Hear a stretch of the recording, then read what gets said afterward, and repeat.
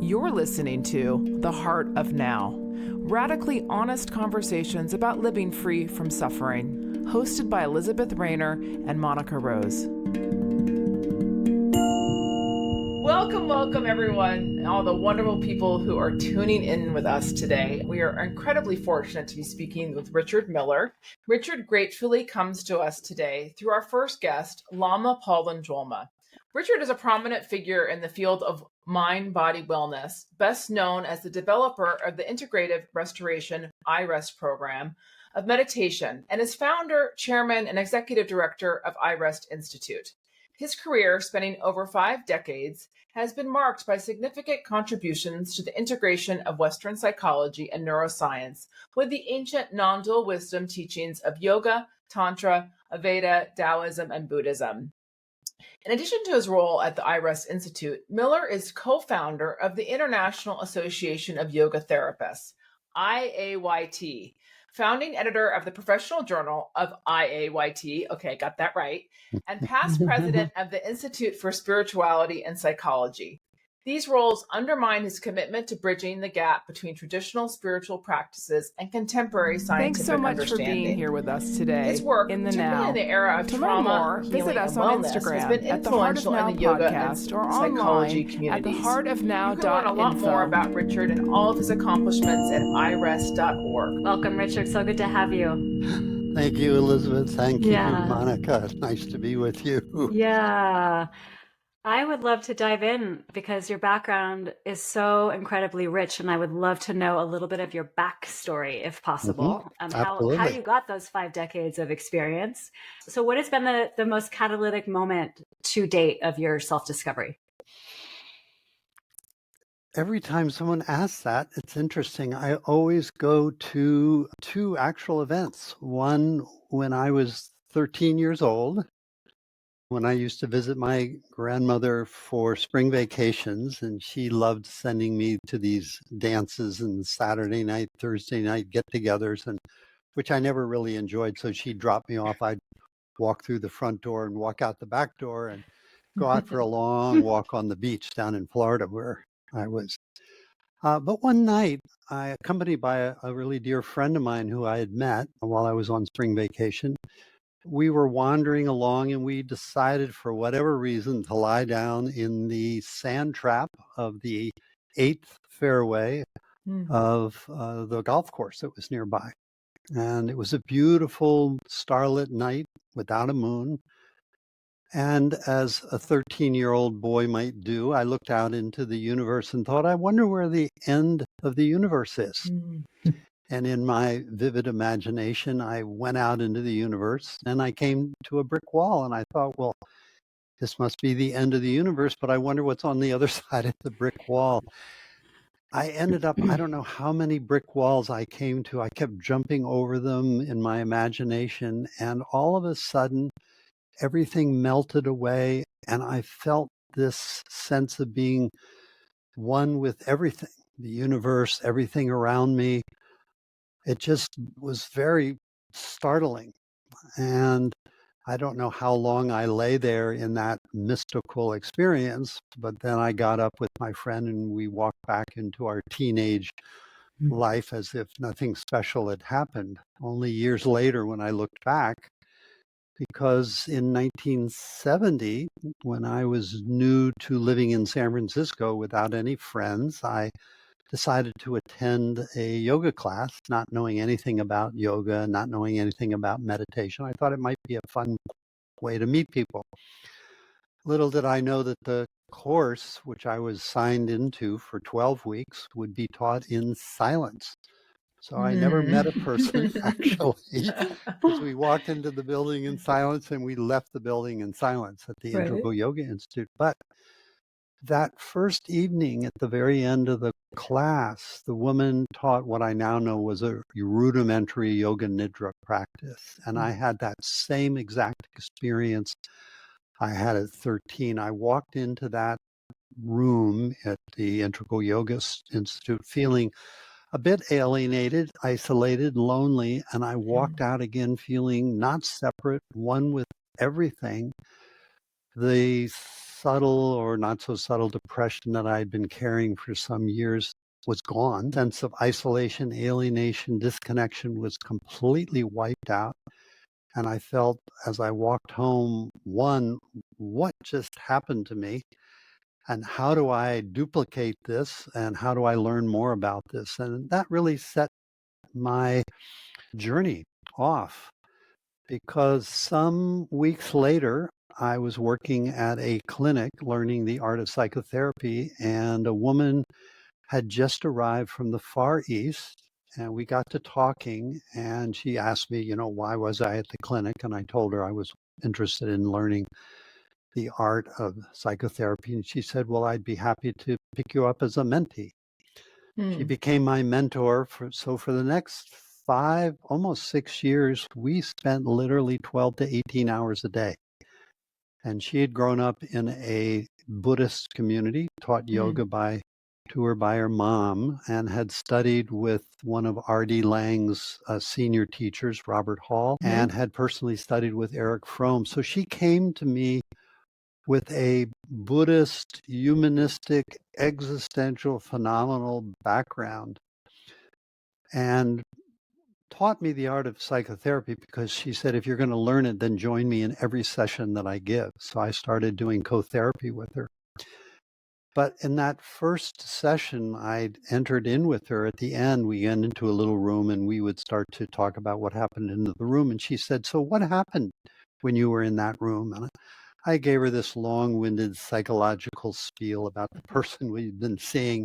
She listened very attentively. And then when I stopped, she said, no, I want to know what happened in you when you were in that room. And that really started my studies on many different levels. One, just really a deep self-inquiry examination of myself, my own psychology, and how I work with emotions and thoughts.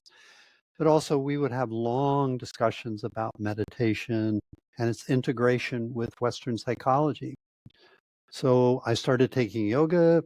I started sitting Zen Buddhism and Mahayana Buddhism. Eventually, I met a wonderful Taoist teacher from China who taught me the art of Taoist meditation. And very slowly, I began to integrate all these Western and Eastern perspectives. And it led me to where I am now, with a lot of adventures along the way. Sounds like whether you chose it or not, from an early age, you learned the art of surrender. Well, when I was a small child, from the age of 5 on, I had severe migraine headaches and allergies. It turns out I was allergic to everything that had to do with a cow. And I drank lots of milk. On Thursdays, my dad would barbecue up a steak. I'd have hamburgers, hot dogs. Not until I was 18 years old did I find that I was allergic to cow. And fortunately, when I did and I stopped eating everything that had to do with the cow, the migraines and everything went away. But they were so severe that at times I would be hospitalized. They'd put me to sleep because of the pain. Wow.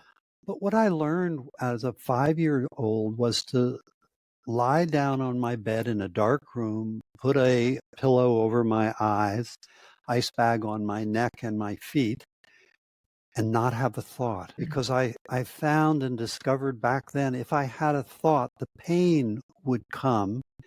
If I had no thoughts, the pain would recede. So just as a 5-year-old, I was forced, now looking back, into a meditative state, which then when I really started meditating, I realized, I had developed a skill even back then, unbeknownst to me, that would serve me later on as I started working in meditation and looking at these different perspectives. Well, that sounds like a version of yoga nidra that you were actually doing at that age. Monica, it's true, because as I started studying yoga nidra, you're right, we lay down in a supine pose with our eyes closed, and we would begin to inquire into what was going on inside of us. Back then, I was learning from the Bihar school, which brought in a lot of the cultural mores and perspectives of India. But as I began to really dive into it, I realized a lot of what they were asking of me I could do, but they were culturally specific to India. Like, could you visualize an antelope in your heart, an elephant in my belly, and other kind of visualizations and colors and forms? So I realized as a Westerner, what if instead of imposing those kinds of images, I just let myself feel into my body? Where did the sensation want to take me? And was there a memory, an image that came spontaneously, or a color? And back then I was starting to teach. I'd been invited to teach yoga, so I would have my students do the same thing. I'd have them inquire into their bodies. What were the sensations most calling them? What were the emotions, the thoughts? And then we went from there, exploring more spontaneously what would arise. That led me to really begin to look at the protocol of Yoga Nidra in a very different way. How would I bring it to a Westerner? Using the skills that I was learning, certainly from the Buddhist perspective and the yoga perspective and the Taoist perspective. But my students really became my gateway for honing it in its delivery and how to help another person really inquire into it. And then in 2004, the military heard of my approach through one of my students and asked me to do a research project. And so we launched a research project with returning wounded warriors with trauma. And it was so successful that we became integrated into their health deployment clinical center. To this day, any wounded warrior going through their healing process can access my protocol. We're in not just Walter Reed now, but we're in about 85 VA sites around the country. And that's amazing. Yeah, it has been an amazing journey. Yeah. And Tremendous gift too. So thank you for that. Monica, what were you going to say? I was just going to say, that's his iRest program for those people who are curious about it, which is based on Yoga Nidra. Yeah, and interesting you bring that up, because the military, when I started working with them, said, we're military, we don't meditate and we don't do yoga. Right. Call it something else. So I came up with the name Integrative Restoration because it integrates our psychology and restores us to an innate sense of well-being that's, as I've discovered, indestructible and innate within all of us. And as an acronym, I called it iRest, with a small I, to put the ego in its proper position and rest for that restoration. And the military said, we can do iRest.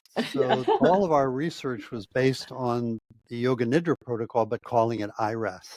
I love it. And it's so funny because 2 years after the research project, they came back to me and they said, we like the protocol, we like what you're doing, call it anything you want. Yeah. So I call it Integrative Restoration iRest Yoga Nidra Meditation. So when I go into a hospital or a clinical setting, I call it iRest. If I go to a Buddhist center, I call it meditation. And if I go to a yoga center, I get to call it Yoga Nidra. There you go. I love it. So I'd love to move us along to our second question, which is really a question about how does humanity deal and solve the challenges we're currently facing? There's just so much happening in the world and so much intensity. People are feeling a lot of emotions. And what do you believe are kind of the opportunities, both individually and collectively, for us? Mm-hmm. I think it's a really important and critical question on so many levels, because people are struggling with all these intense situations, whether it's economic, but now climate change, migration, politics. What I see is people are feeling so isolated or alienated or helpless that they don't feel that they have a role that they can really be helpful with. And it leads them to feel a sense of separation. Mm-hmm. So I'm always thinking, how do I help people heal within themselves any qualities of separation they feel within themselves, and then with the outer world as well? There's a beautiful line from a sacred Upanishad, the Brihadaranyaka Upanishad, that says, I think rightfully so, whenever we separate from an emotion that we don't want to feel, a situation or a circumstance that we're averse to, and we're trying to fix or change it.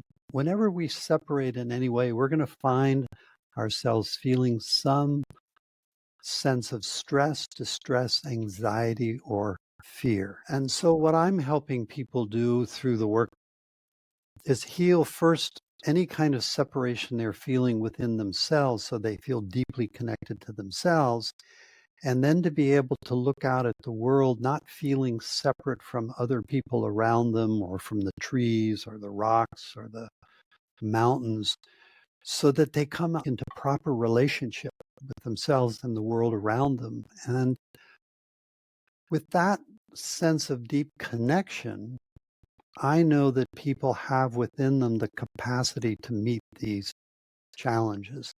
And the metaphor I like is the sense that we've all been given a garden to live in by life.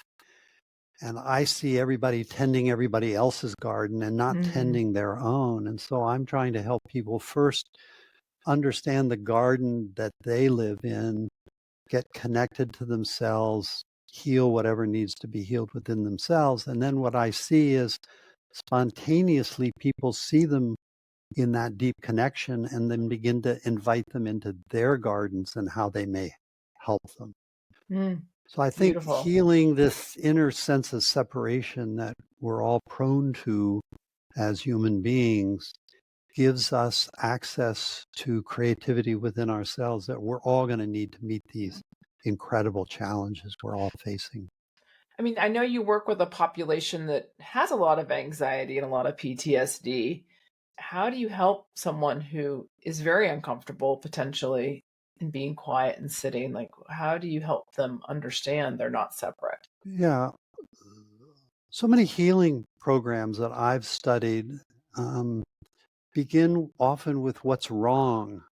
What I try to do is begin with what's right about a person. As one veteran from a study we did in Miami said, every program that I had ever been in for healing my PTSD had always emphasized from the beginning what was wrong that I needed to overcome. You're the first program that helped me find and locate what's right about me from the very beginning, so that I wasn't healing to become whole. I was healing from my wholeness that you helped me discover.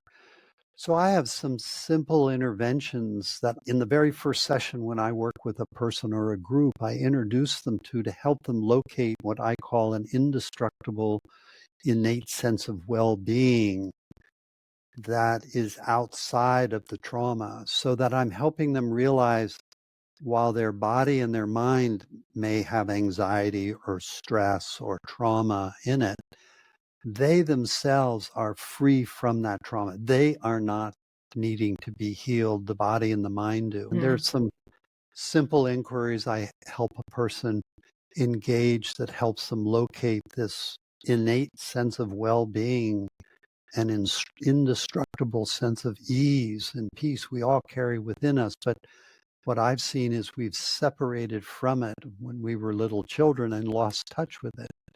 It's easily accessible. It just needs to be nourished on a regular basis. And when we discover it, or I would say rediscover it, and we know how to nourish it on a daily basis, it becomes this incredible inner resource or ground or foundation from which then we can meet these challenging circumstances that we all find our way into, whether it's a stressful situation or anxiety or depression or grief.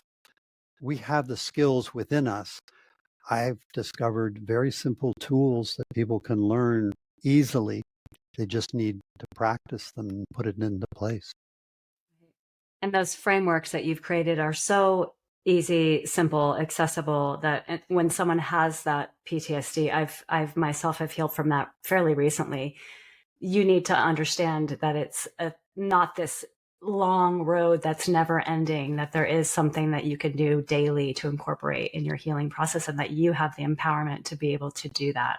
Exactly. It's not outside, right? Yeah, it's not outside of us. Yeah. It's within us. We have that. The body is such an incredible healing force. And I'm aware I can help people find the tools. I call it an owner's manual. Right. And I realize some pieces we'll struggle with potentially for the rest of our life. But when we know the tools of how to meet those issues that may continually arise, we have the power within. We feel empowered then. But some people are able to heal completely from their trauma, their anxiety, depression. But I want to make sure people have those tools in their toolkit. So healing the inner sense of separation, that's such an important point that you're making. I'm wondering, can you tie that into how we free ourselves from the suffering that we experience? And maybe they're one and the same. What do you think about that? I see how they're one and the same. The moment we begin to separate within ourselves, there's an emotion that begins to arise. And rather than welcoming it as a helpful ally, I call them allies, we try to fix it, change it, get rid of it. We create an inner atmosphere, we might say, of self-hatred. People are meeting their emotions, their memories from that place of trying to get rid of them. And I think it's kind of tantamount that, if you showed up at my doorstep and you were my neighbor and you were having a difficult moment and you said, may I come in for tea and a little bit of conversation? I'd love to discuss this with you. And I said, well, you're welcome to come in if you'll go away. That's the way I think people are relating to their emotions, their thoughts, and their past experiences. Sure, Right. I'm welcome. You're welcome to come in if you'll go away. Right. And I think of our emotions and our thoughts. Trauma is undigested material that's needing to be brought back in and synthesized and metabolized and integrated. So if we can help people not face themselves as if they want to change themselves, but really learn how to welcome themselves and accept the challenges that they're working with, I know that they can find the solutions that ultimately those emotions will disperse and dissolve. Right. But we have to really face ourselves from an attitude of accepting and welcoming and kindness, not self-judgment.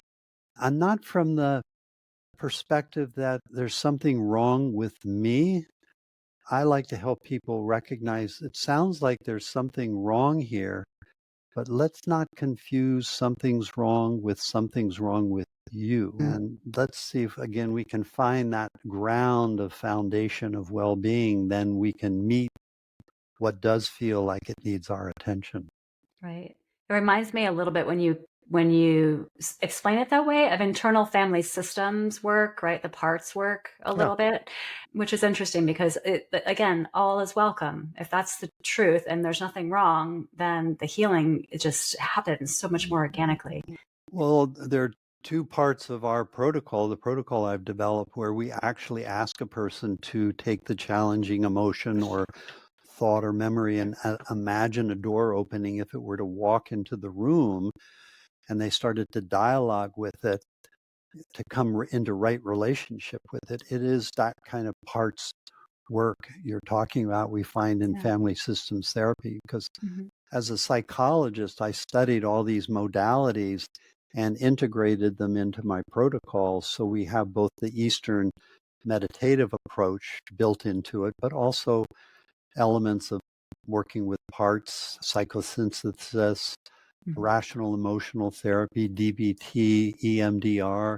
They're all integrated into the approach. For instance, when a person is having a difficult emotion, I'll ask them to feel it somatically in their body and where and how they're feeling it. And then say, if it had an opposite, what might that opposite be? And if you were feeling that somatically, where would you feel that in your body? And then to go back and forth, feeling each of these opposites in turn, and then to feel our way into both at the same time. And the research shows that when I feel one opposite or the other, I'm in a decidedly interesting place in my nervous system and my brain. But when I go to feel them both at the same time, it switches me into a whole nother part of my brain, the defocusing network of my brain, which is where we get insights spontaneously coming to us that won't come when we're just working with one opposite. And so it's really important when we're struggling with a difficult emotion or circumstance, a depression and anxiety, we can get hung up like on the horns of a bull, is the metaphor. Yeah. Right. If we just switch to the opposite, we can get hung up on the other horn of the bull. When we hold both opposites at the same time, we go through the horns of the dilemma into an insight we otherwise might not be able to access. So we Sounds are like working non-dual, actually. It's just a non-dual perspective, right? the non-dual perspective that's helping us open up channels in our nervous system that we need to be able to access for healing. And that's the beauty and the brilliance of your work to me, is that you've incorporated all of these different methodologies and philosophies into a very simple framework that's accessible, but it's so rich and layered and offers a tremendous transformation. And it's somatically based. So we're really using our body as a processing plant, you might say. It's not intellectual, although we're using our intellect, but we're looking for profound shifts actually in the body. And when those shifts occur, people really step out of the anxiety or the depression or the situation that they were facing into a whole new world of well-being and ease and what we might call the peace that passeth all understanding. Love nice, that. Beautiful. Yeah. So, Richard, our next question for you really is, how are you committed to truth? And I know you've actually been talking about that already, but I don't know if there's any other insights you might want to share about your own personal experience. Yeah, I think for me, the journey has really been one of stepping into what we might call radical acceptance and radical authenticity. There's a series of inquiries I go through when I meditate in the morning and have been for decades now. I'll ask myself questions like, am I safe and secure with myself? Is that true? And then I look for any place within my body or my experience in the day before or the days prior where I might have shaved the truth in some way or stepped out of my authenticity. And then I look at, okay, how can I recapture that sense of authenticity and truthfulness? So I think for me, it's really one of speaking truth, my willingness to be heard and seen and to see you and hear you. So to me, it's got to be radical authenticity, our willingness to be the totality of who we are as a human being, but also as an expression of this underlying essence that I feel has given birth to the entire universe, of which we are each a very vibrant and unique expression, may I say? So I think of each of us as a unique expression. So when I look out at the two of you, I see each of your personalities, the different flavors you are, the different ways that you are unique. Don't forget the neuroses. I got some good ones for you, Richard. Yeah. And I'm seeing the essence that connects us all, that isn't separate. So that when I'm relating, say, to you or to another or to a tree, I'm relating from that underlying essence that I've discovered we all share in common. Because what I realize, if we're able to meet each other from essence to essence, then we can celebrate difference, but we're not going to get involved in violence. Me trying to change you. And if you're still trying to change me, then I'm going to be asking you, well, can you say more about that? And how is that for you? In other words, I'm not going to fight with you. I want to come to a deeper understanding of yourself as I work hard to come to a deep understanding of myself. So I've worked very diligently, and I've had incredible teachers and understandings that have awakened that kind of underlying essence in me that I carry with me, that initially I thought I was trying to get in touch with, that I was responsible for it. What I've come to realize that it's within all of us. And when we get in touch with it, it starts living us. And so when somebody asks me, how are you living life? Then I would say, I'm not. I feel like life is living me, Right. and I'm giving my all to be in harmony with that sense of life. Right. I love that perspective so much. And I was just thinking when you were talking about that, my son's in 6th grade. And so right now it's all about fitting in and being one with, right? There's no deviation from. And he always says, I just don't want to be called weird. And I said, well, you're limited edition. That's what this is, right? And he's like, yeah, limited edition. I like that. I like that. You got to learn how to do these reframes. Yes. Yeah. I mean, who doesn't want limited edition? I know I do.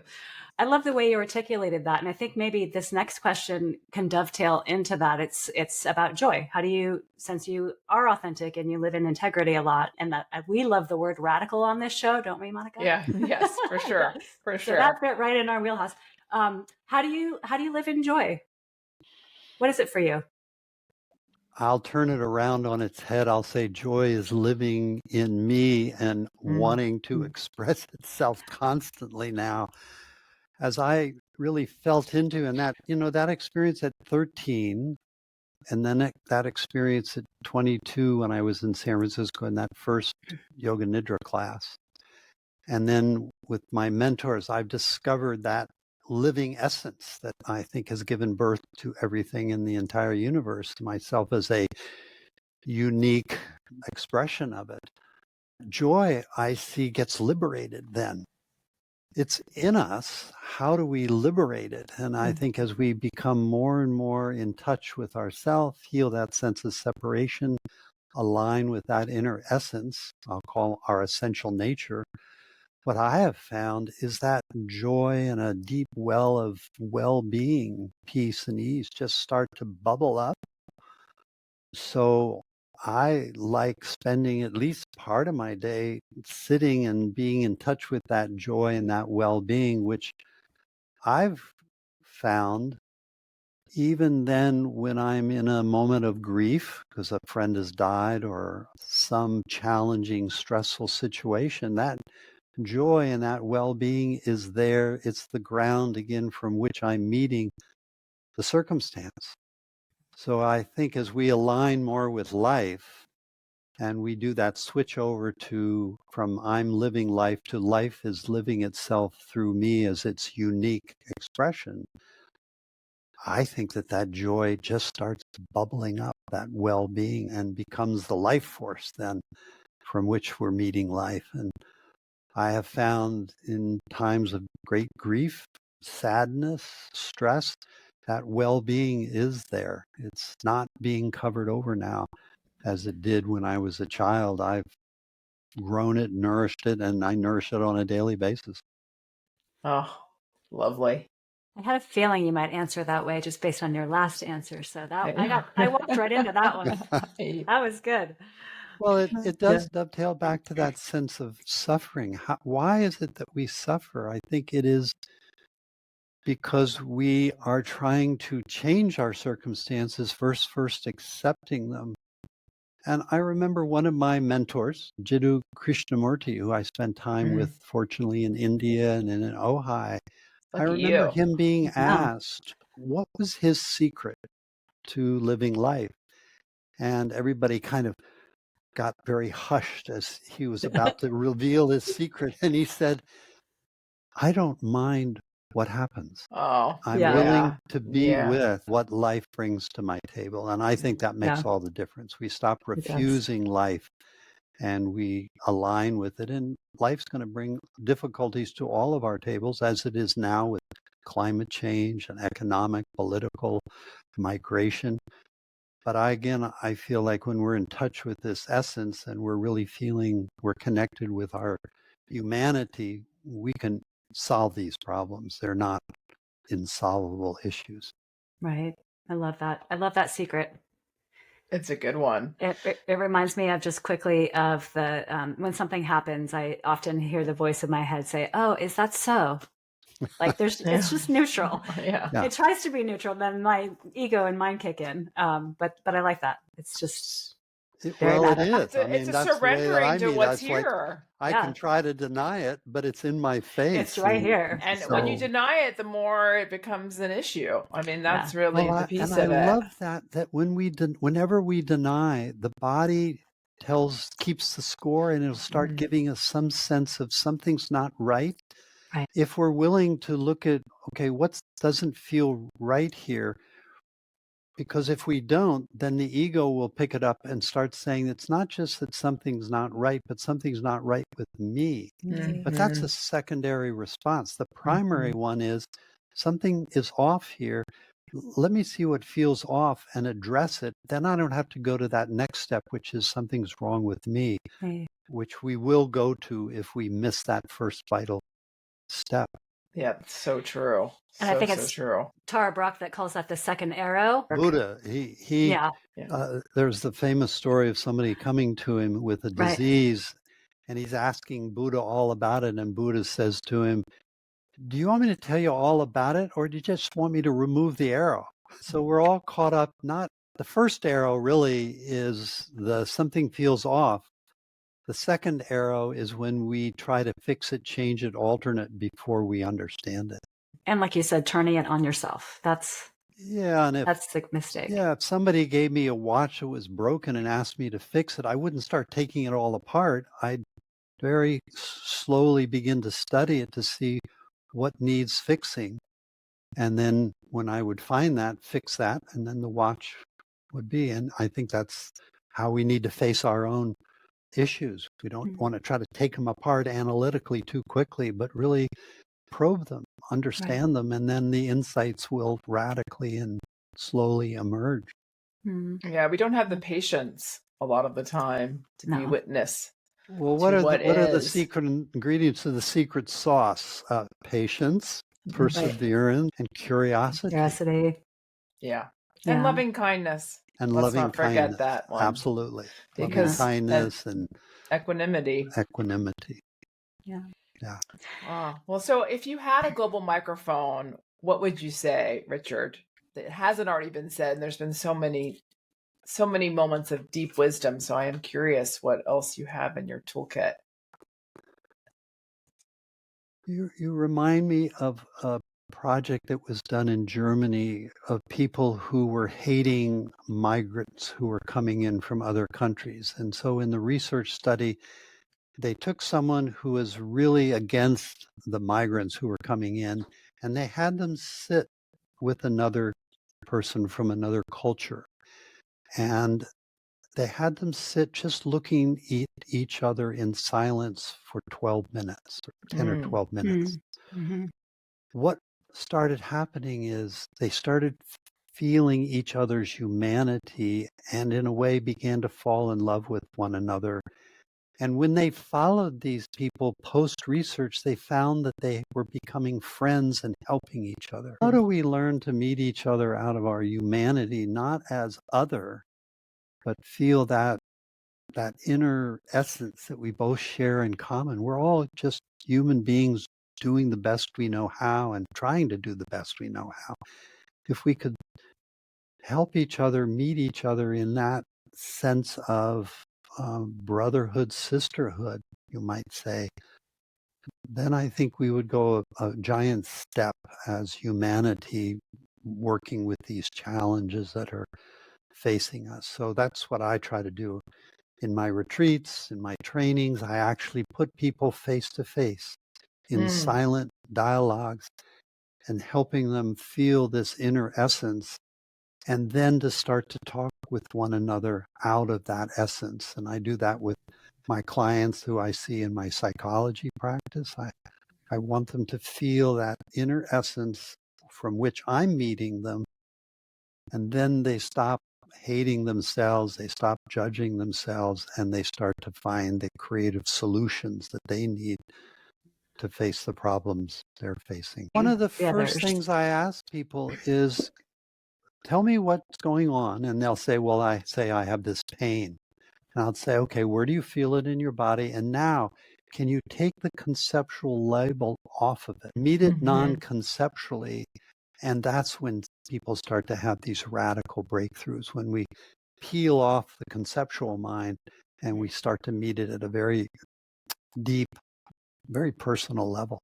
Very energetic, really. Yeah. Very energetic. That's lovely. Well, it's been so wonderful connecting with you. And thank you so much. There's just so much rich material that I'm going to go back and listen to. And I would recommend your book, the iRest book that you wrote, the introduction, The Open Secret. It is so rich, that paragraph that you wrote right there alone. And we can put that in the show notes so people can see. We're going to direct people to all of your books and to your website. What else would you like people to go to find you? Well, first I'd say sit with themselves and find the inner essence, because then you'd find me in that inner essence. Oh, very nice. Very nice. Touche. We didn't get to a practice what that is. I kept wanting to ask, could we? Yeah. But we're out of time. So that just means another conversation with you. Definitely. Well, just the simple taking a moment of our day to just be, peeling off the conceptual mind and just spending 5-10 minutes just being. These kinds of insights come naturally. But otherwise, my website, www.irest.org, we have a free course that helps showcase this protocol, this 10-step protocol that I've developed, where people can begin to learn it for themselves or take our trainings. Lovely. Beautiful. All right.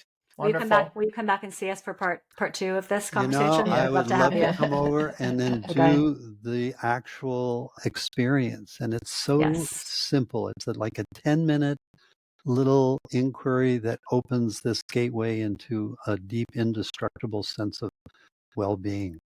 Okay. We say yes. Yeah. All right. Thank you so much, Richard. Take good care. Yeah, thank you very much. Thanks so much for being here with us today in the Now. To learn more, visit us on Instagram at the Heart of Now podcast or online at theheartofnow.info.